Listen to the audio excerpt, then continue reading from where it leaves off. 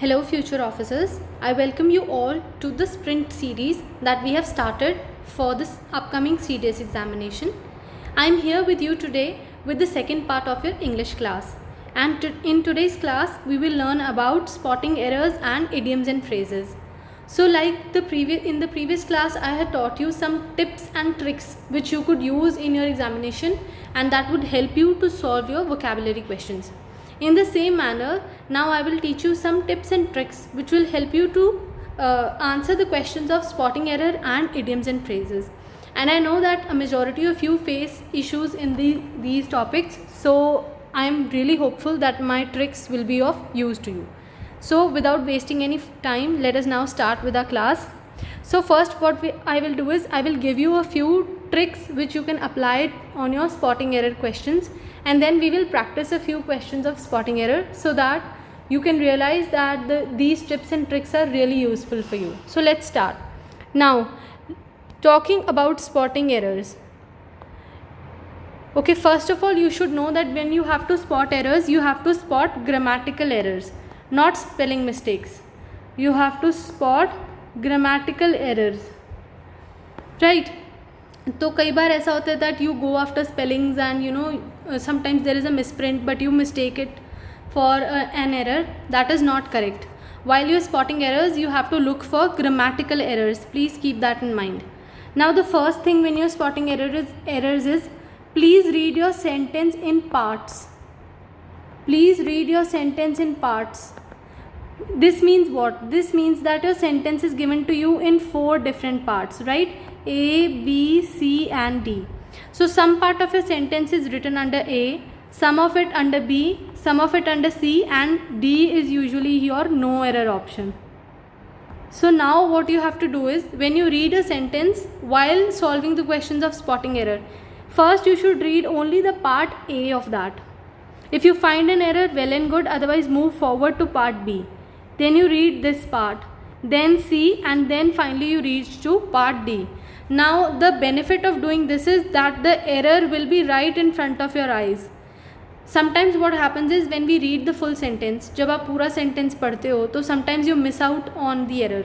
आपको लगता है ये तो सही ही है sentence and you mark no error, जबकि उसमें error होती है, बहुत minute error होती है, वो आपको ऐसे पता नहीं लगती. But if you read it one part at a time, you will definitely be able to answer where is the error and what the error is. Okay, so this is number 1 thing that you must do. Number 2 is regarding the option of no error. Now students, you must remember that there are a few questions जिसमें actually answer no error ही होता है, but we are so hell bound on finding an answer, on finding an error, that we definitely believe it in our mind that no error तो होगा ही नहीं. ऐसा कहीं नहीं लिखा हुआ. बहुत बार ऐसे क्वेश्चन आपके एग्जामिनेशन में भी आए हैं जहाँ पे आंसर नो एरर था. So please keep this option open. No error is a serious option. Please keep it open. Now talking about your third point. Look, when you're spotting errors, your mind should be actively involved in these sentences. How? आपको पता होना चाहिए, जैसे कई contemporary pair हैं, neither nor, right? Prefer to, despite and despites का फ़र्क, despites, besides, decide and besides, right ऐसे करके बहुत सारे आपके कंटेम्प्रेरी पेयर्स हैं, जैसे हार्डली एंड व्हेन, राइट. सो जब ऐसा कोई सेंटेंस आए जहाँ पे हार्डली लिखा हुआ है स्टार्टिंग में, hardly had I reach the railway station, immediately you must reach to the part जहाँ पे व्हेन आना चाहिए. 90% ऑफ द टाइम्स ये व्हेन को दैन से रिप्लेस कर देंगे, दैन को देन से रिप्लेस किया हुआ होगा. यही होते हैं आपके कॉमन एरर्स. सो कुछ क्वेश्चन ऐसे हैं जो एक्चुअली प्रिडिक्टेबल हैं, जैसे ये हार्डली वाले क्वेश्चन हो गए. प्रेफर के साथ टू आएगा लेकिन वहाँ पे ओवर लिखा हुआ होगा, राइट. नाइदर नॉर में थोड़ा प्रॉब्लम. बिसाइड और बिसाइड्स में जहाँ बिसाइड यूज़ करना है वहाँ बिसाइड्स यूज़ किया हुआ होगा. मान लो आपको इसका आंसर नहीं भी आता, यू मस्ट नो कि डेफिनेटली इन्हीं पार्ट्स में एरर है. 90% of the times this will be the case. So you can believe that 90% of the times this works, right?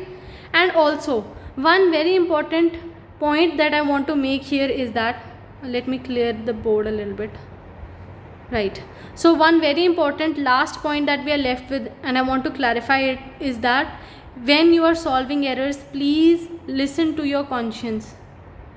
Please listen to your conscience. Why? Because the subconscious part of your brain, already knows the correct use of English. बचपन से हमने इतनी सारी books पढ़ी हैं English में. We have watched web series in English, we have listen to English songs, we have talk to people in English, and you have seen English almost everywhere. So your brain already knows which is the correct option. Sometimes, I'm saying this once again, sometimes trust your instinct. Please trust your instinct. Usually your gut knows, क्योंकि आपने ये पढ़ा हुआ होता है, आपके दिमाग के किसी एक एरिया में छुपी हुई होती है ये बात. Please listen to that voice. Usually that is the answer, and I'm saying usually, not always, but usually. But you must not take it for granted. You should take that into consideration as well, right? So with this, now let us begin some of the practice questions, so that we understand if these tricks and tips are applicable or not, right? So let's start. Now if you look at your question number 1, मेरी पहली tip क्या थी, आपको इसको parts में पढ़ना है, right? सो हम उन्हीं ट्रिक्स को अप्लाई करते हुए इनको पार्ट्स में पढ़ेंगे. दे हैव बीन में कोई एरर हमें नज़र आ रहा है? No. So this is not an option. Very close friends, ये भी ठीक है. अनटिल दे क्वारल्ड, अभी आप देखो, अनटिल दे क्वारल्ड भी ठीक है, लेकिन अभी उनमें झगड़ा हो गया तो यहाँ पे हैव नहीं आ सकता, राइट? अभी उनमें झगड़ा हो चुका, तो अभी तो वो दोस्त नहीं है. They are not friends now. जब तक झगड़ा नहीं हुआ था तब तक दोस्त थे. अनटिल दे क्वारल्ड का इसकी हिंदी ये है कि अभी उनका झगड़ा हो चुका है. जब तक उनका झगड़ा नहीं हुआ था वो अच्छे दोस्त थे. इसका मतलब झगड़ा हो चुका, तभी झगड़े की बात हो रही है. तो फिर यहाँ पे हैव नहीं, यहाँ पे हैड आना चाहिए था. They had been very close friends until they quarrelled. तो फिर अब क्या है, अब हमें पता लगा कि यहाँ पे एरर है. देखो, अगर आप इसको एक ही लाइन में पढ़ते, I can bet you 90% of you would have thought कि ये नो एरर है, but that is not true, because अभी हमने इसकी सेंस को समझा. One point that I forgot to make is that please change it into your mother tongue if you want to, जो मैंने आपको वोकैबुलरी में भी दिया था. यू मस्ट रिमेंबर कि ये ना आपका सबसे ज़रूरी और सबसे एक क्या कह सकते हैं महत्वपूर्ण जो वेपन है आपके पास है. This is your best weapon that you have with your self. Please use it. ये आपका ब्रह्मास्त्र है, ये आपका ब्रह्मास्त्र है, इसको आप यूज़ करें. Please convert the sentences into Hindi as and when necessary. मैंने हिंदी की, आपको भी समझ में आई, राइट? और अभी आप में से बहुत लोग सोच रहे होंगे कि हाँ ये चीज़ अच्छी है, हमें भी शायद अगर हम हिंदी में कर लेते कन्वर्ट तो हमें भी पता लग जाता कि यहाँ प्रेजेंट नहीं पास्ट आना चाहिए था. So it's high time that you start utilizing this. Okay, अभी नहीं करोगे तो फिर कहाँ करोगे use. Now look at the second sentence. Again we'll read it in parts. It is the duty of every citizen to do his utmost. हर citizen की ये ड्यूटी है कि वो अपना कर्तव्य अटमोस्ट तरीके से निभाए, पूरे अच्छे तरीके से, है ना? तो इसमें तो कोई एरर नहीं है. To defend the hardly one. अभी आप इसको अगर हिंदी में कन्वर्ट करते हार्डली वन को, तो इसका मतलब ये बन जाता कि कुछ खास नहीं है. ही hardly completed his homework. He had hardly completed his homework when guests came at home. अभी इसमें हार्डली का मतलब आपको समझ में आया होगा. हार्डली का मतलब होता है कि वेरी नेग्लिजेंट, बहुत ही कम, very small amount of work और any other event. So hardly one नहीं, हार्ड वन आएगा यहाँ पे.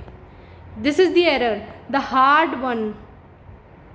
फ्रीडम, हमने बहुत ज़ोर लगाकर ये फ्रीडम जीता है, नेग्लिजेंस थोड़ी है उसमें कोई भी. सो you see when you read it in parts you are able to identify the error very very quickly. आपको ज़्यादा टाइम नहीं लगता उसमें. Now look at question number 3. If a man diligently seeks to come into their contact. देखो, if a man diligently seeks to come into their contact, no, this is wrong. Why? Because into नहीं, in their contact. Into का मतलब होता है when you enter inside. Where do you use the word into? Say he entered into his room.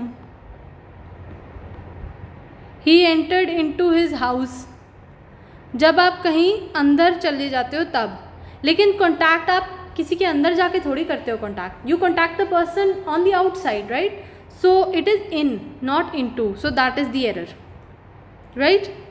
Look at question number 4, everybody was trying, ठीक है, हर कोई कोशिश कर रहा था, एवरीबडी वॉज ट्राइंग, ये ठीक है।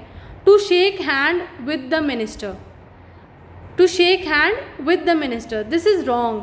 Why is this wrong? यहाँ पे एरर है। Why is this wrong? Because shake hands, shake hands, अभी इस पर क्या रूल है, यहाँ एवरीबडी लिखा हुआ है ना, इज़ एवरीबडी सिंगुलर और प्लूरल? इज़ इट सिंगुलर और plural? This is a plural entity, multiple लोगों की बात हो रही है। एवरीबडी में बहुत सारे लोग आते हैं, भीड़ की बात हो रही है, तो भीड़ एक ही हाथ से थोड़ी शेक हैंड कर लेगी, बहुत सारे लोग होंगे ना वहाँ पे। To shake hands with the minister, this is the error. ये भी आपको ध्यान में रखना है, this is a very important rule of error finding.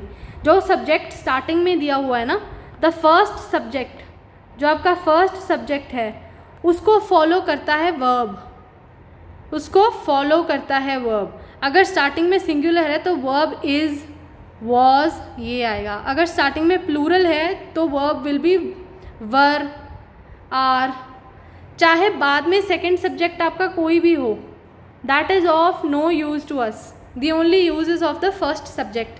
Please remember this, this is a very very important rule, okay? Let me erase some of this so we are able to read the other questions. Okay, let's continue.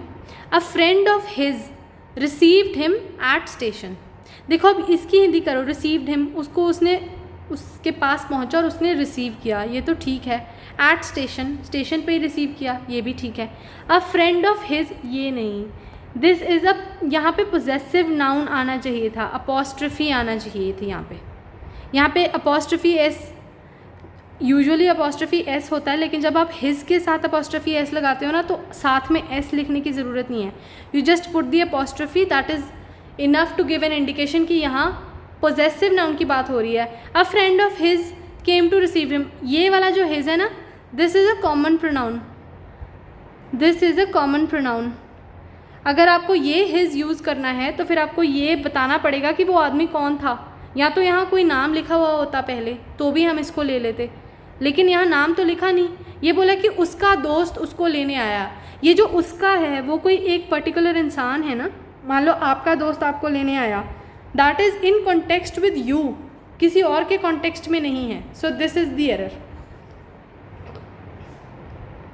Moving forward, Mohan was your best friend a month ago, एक महीना पहले मोहन तुम्हारा best friend था, ठीक है।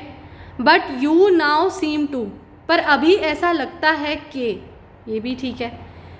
You now seem to have broken with all together, पढ़ते ही पता लगे ना आपको, have broken with all together, इस सेंटेंस में कुछ कमी है, दिस इज़ द एरर। ये आएगा but you now seem to have broken up with him all together, इस सेंटेंस में प्रॉब्लम है। अभी आप दोस्त नहीं हो, पहले आप दोस्त थे, है ना, तो यहाँ पे broken up with him all together आएगा, this is the error. Moving to question number 7, the Akbarnama, Akbarnama जो किताब है, ठीक है, प्रॉपर नाउन था तो साथ में द आया है यहाँ पे, बिल्कुल सही है। Is among the major historical texts, yes it is among the major historical texts, क्यों लिखा है यहाँ पे, क्योंकि बहुत सारे हैं, उनमें से एक मेजर ये है, तो ये भी ठीक है। In the Indian past, no this is wrong. Of the Indian past, past पुराना हो चुका ना, अभी हम उसके अंदर नहीं हैं, तो फिर वहाँ पे इन कैसे आएगा, वहाँ ऑफ आएगा, so this is the error. Moving to question number 8, at this turn of the conversation Vikram blurted out, बातचीत के इस मोड़ पे विक्रम ने ये बोला, ये ठीक है। That he was not knowing me, अब आप बताओ, आई एम 100% श्योर इसको पढ़ते ही आप सबको लगा होगा यहाँ एरर है, और आप बिल्कुल सही हो, यहाँ एरर है।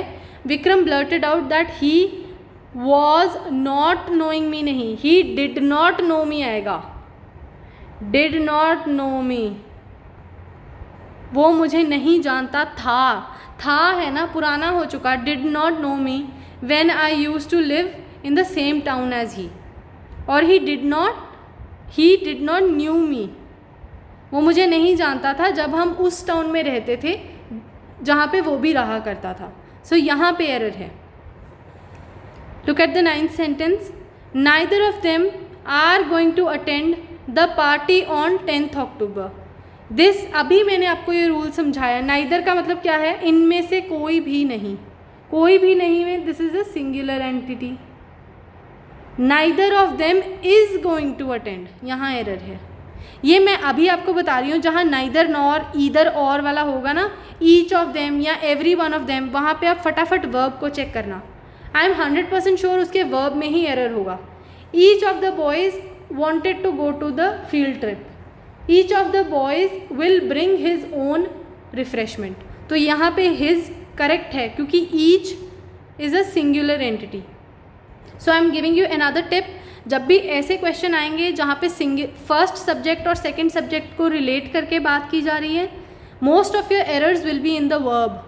So please run to the part जहाँ पे verb लिखा हुआ है because that will definitely have an error. Moving to question number 10. When he did not find his cook in the kitchen. जब उसको अपना cook kitchen में नहीं मिला, ठीक है. He asked his wife. उसने अपनी wife से पूछा. Correct. Where had he gone? Now this is wrong. Interchanging हो गई. Where he had gone. जब उसको अपना रसोई में नहीं मिला तो उसने अपनी वाइफ से पूछा कि वो कहाँ गया है.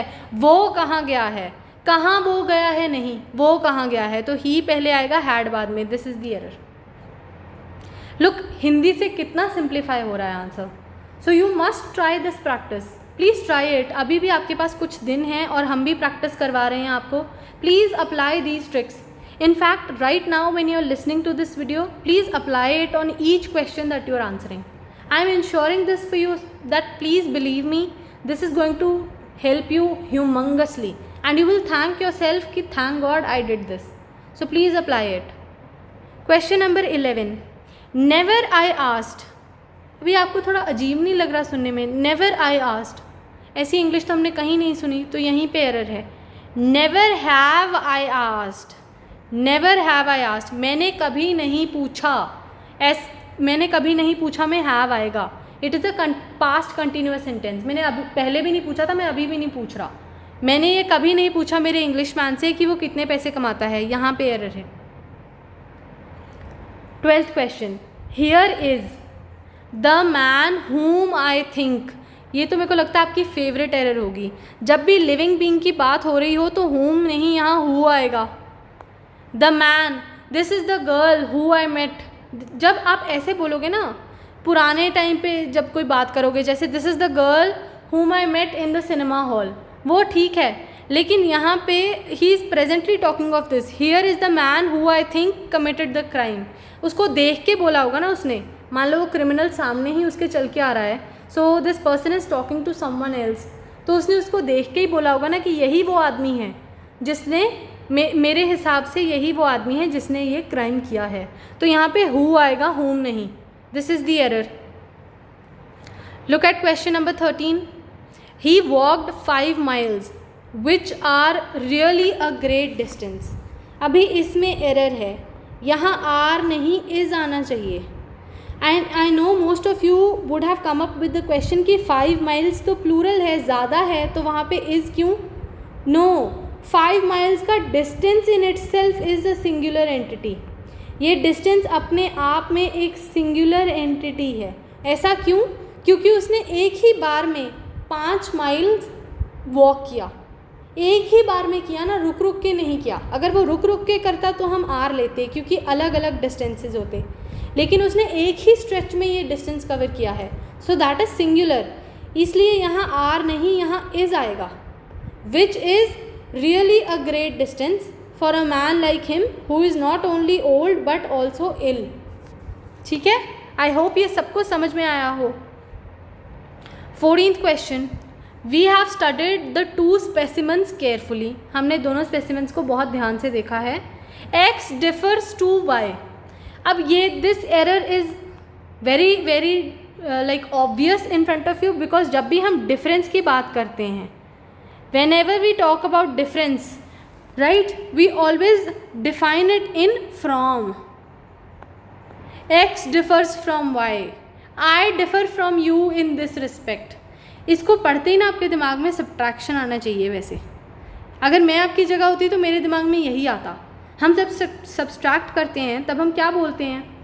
Subtract 2 from 1. तो इन दोनों में डिफरेंस करना है ना हमको. डिफरेंस के लिए हम फ्रॉम यूज़ कर रहे हैं, राइट? तो आई होप आप इसके बाद आपको याद रहेगा कि डिफरेंस में हमेशा फॉर आता है. Now look at the 15th question. Right from his childhood. उसके बचपन से ही यूज टू प्रेफर. अब देखो प्रेफर आ गया. प्रेफर पढ़ते ही I go to this part and see this is exactly this is the error. 2 आना चाहिए यहाँ पे. And this is a PYQ. A lot of these questions are PYQs. आपके सामने ही है. प्रेफर पढ़ते ही है went here and most definitely that was the error. And exactly यही आपको भी करना है. आपको याद रखना है prefer is followed by 2. So please look for that. Now question number 16. When her sun got a job she was besides her self with Joy. मैंने वो आपको जब मैंने क्लास स्टार्ट की थी मैंने तभी आपको बताया था कुछ पेयर ऐसे हैं जो आपको याद रहने चाहिए. उनमें से एक मैंने आपको बताया था बिसाइड और besides. And here is the error. Besides नहीं, यहाँ बिसाइड आएगा. ये आपको पता होना चाहिए that besides is a word we use with location. I sat beside this very old man on the bus stand. It's your location. मैं उसके बाजू में बैठी थी. ये that is the besides. Beside will not be will be used over here. Besides is incorrect. So these are this is a pair of words which you must remember. It is very very important that you remember this contemporary pair. Okay, next. Drydas is prose which is meant to be popular. ड्राइडस का pros जो कि popular है ही. Lose is nothing of its value. उसकी value में से वो कुछ भी लूज नहीं करता. By being compared with its contemporaries. अपने कंटेम्प्रेरी से कंपेयर होने में उसकी कोई वैल्यू नहीं जाती.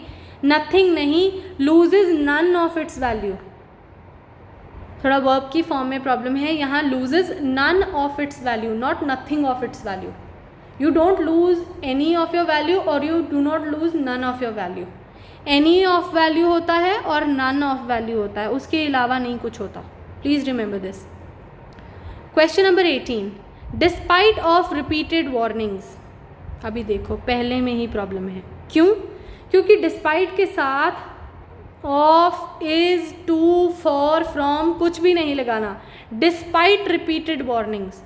बार बार वार्निंग दिए जाने के बावजूद के साथ कुछ नहीं लगेगा. It is in itself a complete word. So this is the error. Question number 19. Your association is doing good work. आपकी एसोसिएशन बहुत अच्छा काम कर रही है. Yes. And we would like to help it. Okay, हम उसकी मदद करनी चाहेंगे. In meaningful way. Erroneous. Why? In a meaningful way. हम उसकी एक अच्छे तरीके से मदद करना चाहेंगे. Look at the Hindi. एक अच्छे तरीके से. तो एक को आप कैसे सिग्निफाई करोगे? आपकी एसोसिएशन बहुत अच्छा काम कर रही है, हम उसकी मदद करना चाहेंगे एक अच्छे तरीके में, एक मीनिंगफुल तरीके में. तो वो एक वाला यहाँ मिसिंग था. Look at question number 20. The students have a good time in the class today. ये क्लास टुडे आज हो चुकी है, ख़त्म हो गई क्लास. उसी के बाद टीचर बोलेगी ना कि क्लास अच्छी हुई. अब क्लास होने से पहले वो कैसे बोलेगी?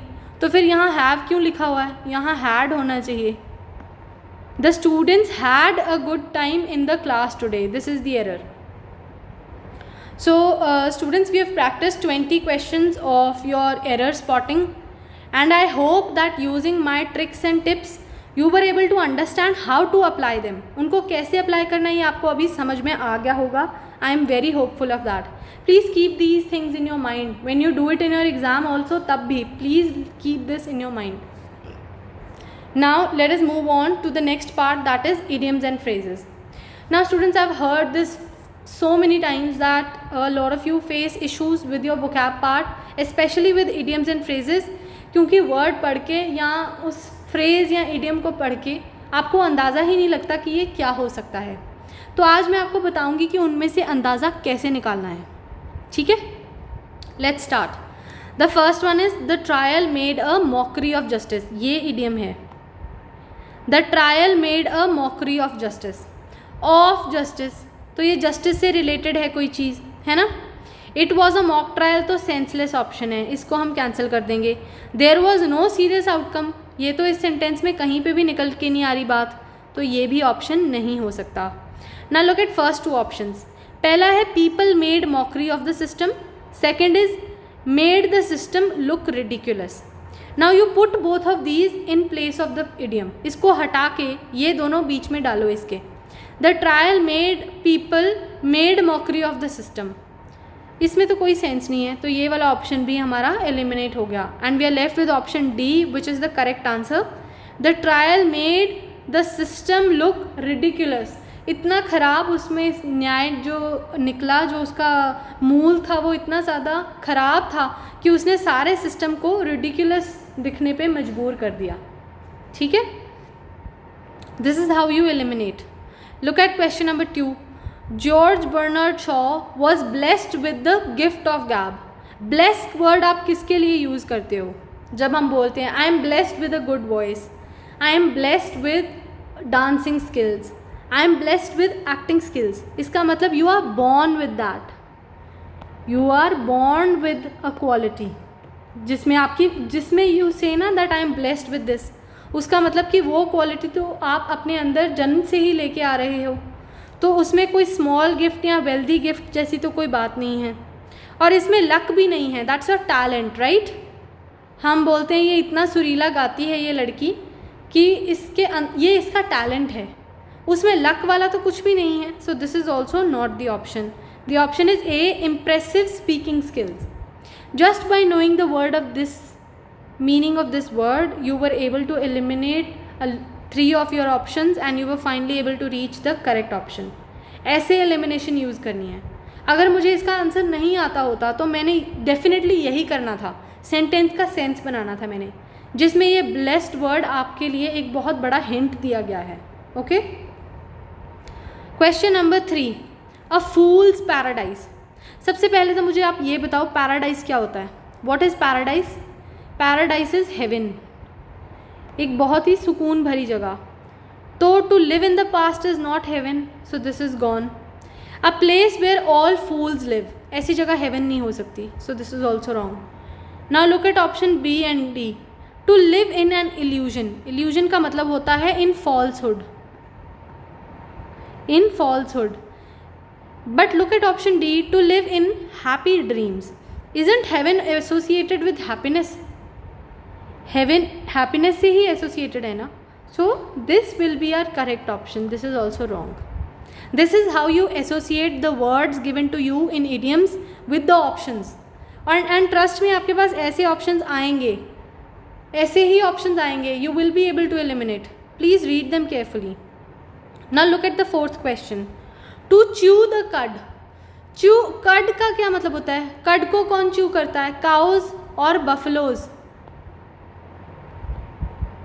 ये च्यू करती हैं कड को। आपने देखा होगा ना, जिसको हम हिंदी में बोलते हैं ये जुगाली कर रही है, मतलब जो इसने खाया है वो वापस उसके it comes back through her digestive system and she choose it later on, है ना। देखा होगा आपने कई बार, सड़क पे साइड पे बैठे हुए गाय भैंस आपने देखी होंगी ऐसा करते हुए। तो टू कट द एंड ऐसा कुछ नहीं है। टू बी एनॉयड, ऐसा करते हुए गुस्सा करती हैं वो, नहीं। To start something new, no, उसमें कुछ नया नहीं है। It is to think deeply. आप ये भी एसोसिएट कर सकते हो कि जब वो कट च्यू कर रही होती हैं then they are sitting in a very peaceful time, तो डेफिनेटली वो भी सोच ही रही होंगी कुछ। You know the words you can associate it, जो हमारे इडियम्स और फ्रेजेस हैं ना वो हमारी डेली लाइफ के एक्सपीरियंसेस से ही आए हैं, so you must associate it with the daily life happenings. इन शब्दों को उनके एक्चुअल मीनिंग से एसोसिएट करो and I bet you will never go wrong in that. Look at question number 5, in a delicate state. Now look at that, hanging in fire, ये delicate state है, how can you hang inside fire? This is wrong. Looming at large, no, इसका मतलब sadness से है, delicate state से नहीं, this is sadness. Look at option 4, hanging by a hair. No, hanging by a thread hota to I would have taken it. This is wrong. So your answer is A, hanging in balance.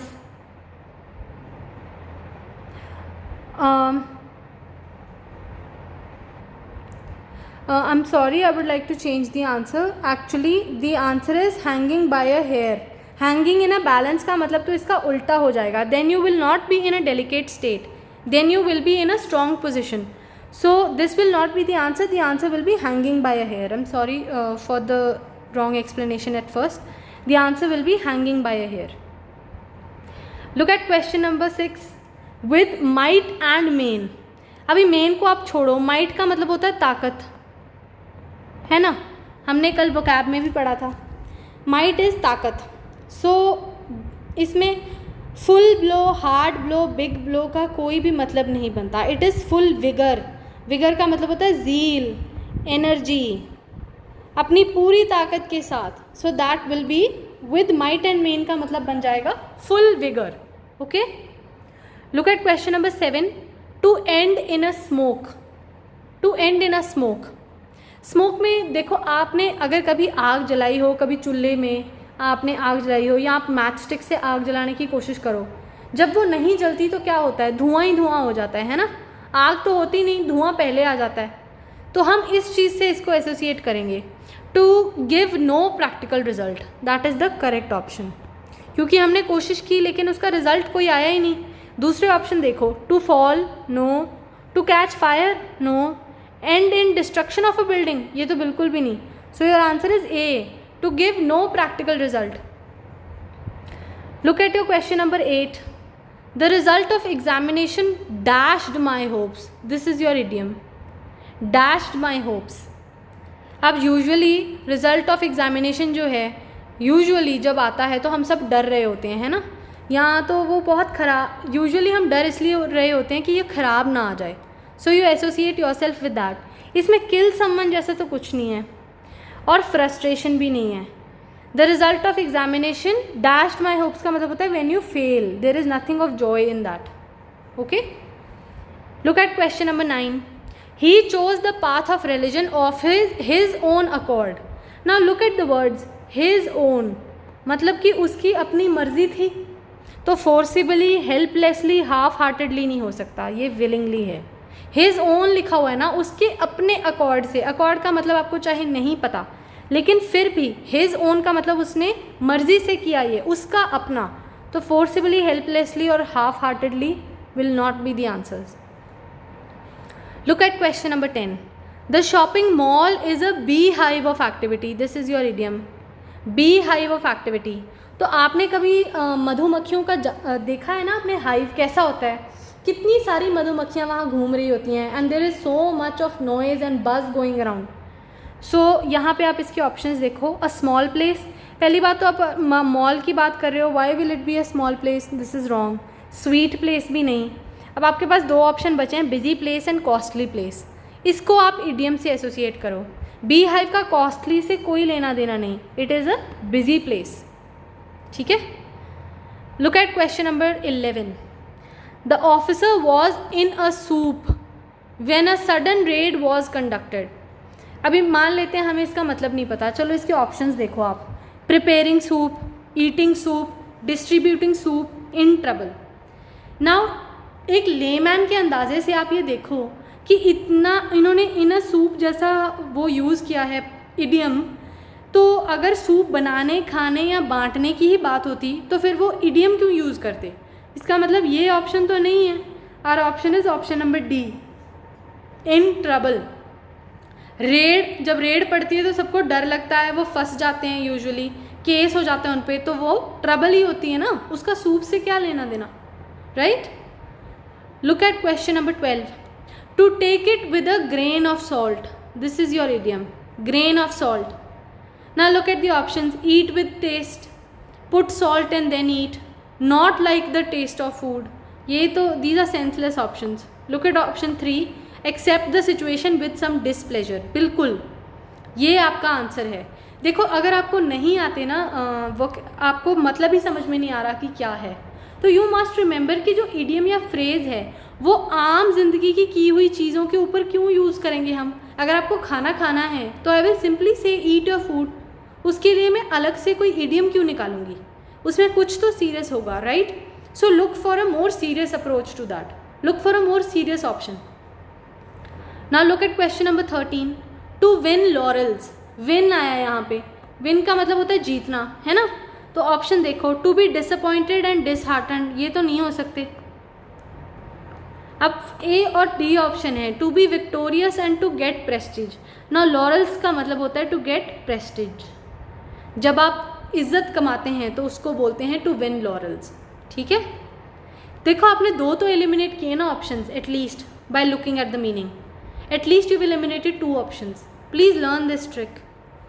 Look at question 14. Point blank, ये आपने बहुत बार सुना होगा. Point blank range से shoot किया उसने, है ना? तो अभी आप इसके ऑप्शंस देखो. Leave quietly, no. At the last moment, rarely, no. इन दोनों को देखो आप, definite and decided and at the last moment. तो जब आप पॉइंट ब्लैंक से शूट करते हो, isn't it a definite shot? आपको पता ही होता है कि ये लग जाएगा. So your answer will be definite and decided, right? Look at question 15. There is no hard and fast rule about being regular in college. No आया है ना? नो का मतलब क्या? कि ऐसा कुछ नहीं है. और रेगुलर इन कॉलेज, ऐसा कुछ नहीं है के साथ स्ट्रिक्ट या स्टिफ तो आएगा नहीं. न्यू रूल जैसी भी इसमें कोई बात नहीं है, राइट? तो leniency, no hard and fast rule में लीनियंसी आएगी, राइट? इस सेंटेंस के मतलब में लीनियंसी आएगी. लेकिन हार्ड एंड फास्ट का अपना मतलब है स्ट्रिक्टनेस. इस सेंटेंस में लीनियंसी है कि हमारे कॉलेज में रेगुलर होने जैसा कोई ऐसा एज सच कोई बात नहीं है. ये बात लीनियंसी की है, यस. लेकिन हार्ड एंड फास्ट इडियम का मतलब स्ट्रिक्ट होता है. मैंने जानबूझ के ये 2 ऑप्शन ऐसे रखे थे क्योंकि मुझे मालूम था कि बहुत सारे बच्चे लीनियंसी को चूज़ कर लेंगे इसका मतलब समझ के. बट आपको इडियम का मतलब बताना है, सेंटेंस का नहीं. ये भी आपको याद रखनी है साथ में बात. तो इडियम हार्ड एंड फास्ट का मतलब होता है स्ट्रिक्ट. ऐसा कोई स्ट्रिक्ट रूल नहीं है कि हम कॉलेज में रेगुलरली आएँ. ये बात लीनियंसी की है, हाँ, ये रूल बहुत लीनियंट है, यस. लेकिन हार्ड एंड फास्ट शब्द का मतलब स्ट्रिक्ट ही होता है. Please remember this. 16th, queer fish. अब इसमें क्यूट, फनी, ब्यूटीफुल जैसी कोई भी क्वालिटी आपको सुनने में लग नहीं रही. इट इज़ वियर्ड, सुनने में ही वियर्ड है ये. So it is a weird person. He was a queer fish. बहुत स्ट्रेंज आदमी था, बहुत वियर्ड आदमी था. Okay. Question number 17. Take 2 heels. अब इसके ऑप्शन देखो आप. Wear heels, no. Buy new heels, waiting for someone, इसका भी इससे कोई लेना देना नहीं है. टेक 2 हील्स का मतलब होता है रन अवे. अब देखो, heels are not only your shoes. Heels आप, there is a part of your foot also जिसको आप हील्स बोलते हो, है ना? तो आपको ये उस पार्ट से एसोसिएट करना है, भागने से एसोसिएट करना है आपको. आप अपने पैरों पे भागते हो ना. टू टेक 2 हील्स का मतलब होता है to run away. Look at question number 18. Under a cloud. अब अंडर अ क्लाउड, अगर कोई बारिश में ही था तो मैं उसके लिए इतनी मेहनत करके इडियम क्यों बनाऊंगी? This is not the option. Thunder storm is also not the option. Working in rain भी नहीं. जब पहला ऑप्शन ही नहीं है तो ये कहाँ से आ जाएगा? Your answer is C, under suspicion. When somebody is under suspicion, उसके लिए हम यूज़ करते हैं under a cloud. Question 19. Bull in a china shop. अब इसके लिए आप खुद दिमाग लगाओ. अगर कोई बुल किसी दुकान में चला जाए तो वहाँ तो बहुत भगदड़ी मच जाएगी ना, बहुत नुकसान हो जाएगा. नुकसान होगा तो you should go with that option. Cause of damage, amusement, fun activity, shopping in china store, इसका कोई मतलब नहीं है इसे. It is cause of damage. Look at 19th question. At 6s and 7s, इसका क्रिकेट खेलने या टीवी देखने से कोई लेना देना नहीं है. It means to be in a disorderly manner. Order भी नहीं है ये. To be eight 6s and 7 मतलब आप एक बहुत डिसऑर्डर्ड तरीके से कोई काम कर रहे हो.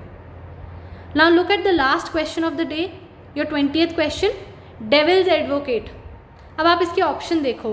एन एडवोकेट ऑफ डेविल, शैतान को ज़रूरत है कोई वकील रखने की? No. An advocate like devil, शैतान जैसा advocate? No. One who is against religion? No, not at all. Your answer will be C. Present a counter argument. जब आप बार बार किसी से आर्ग्यूमेंट करते हो ना, मान लो मैंने आपको कोई बात बोली, आप मेरे साथ बहस में पड़ गए, तो मैं जो भी बोल रही हूँ आप उसका उल्टा जवाब ऑलरेडी तैयार ही रख रहे हो अपने पास. मैंने जैसे ही कुछ बोला तुरंत ही आपने मुझे उसका उल्टा जवाब दे दिया. उसको बोलते हैं हम दैट ही इज़ और she is a devil's advocate. All right. So students, I hope that with these tricks and tips you will be able to solve your questions. These are very applicable and very practical tricks that I have given to you और हमने use भी की हैं, आपके सामने ही उसका result है. Please try these in your examination. If you have any doubts, please contact us on WhatsApp. The number is displayed over here and you can contact us for courses, PDFs, booklets, discount coupon codes. And you can join our Telegram channel. The link is given in the description box. So students, I hope that with this class you will get more confident, you will understand your concept more, and hopefully you will be able to get marvelous result in your English examination. All the very best for your preparation. Thank you.